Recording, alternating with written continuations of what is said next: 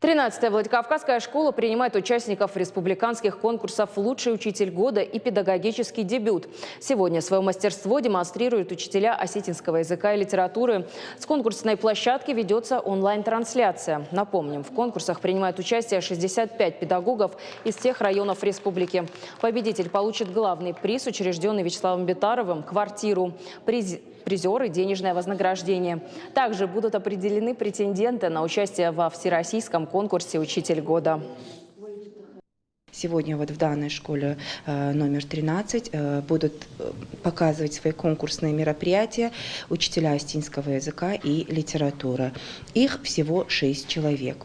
То есть сегодня они дают свои открытые уроки в рамках 60 минут.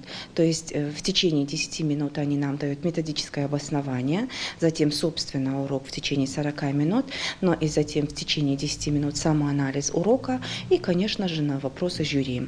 То есть в таком формате сегодня-завтра будут проходить конкурсные испытания для учителей осетинского языка. Так как их меньше, конечно, у них и дни сокращаются. А затем уже с 7 числа начинаются конкурсные испытания, внеурочное мероприятие. И в рамках 30 минут им надо будет провести небольшое внеурочное мероприятие согласно жеребьевке. То есть они направление внеурочного мероприятия узнают после жеребьевки.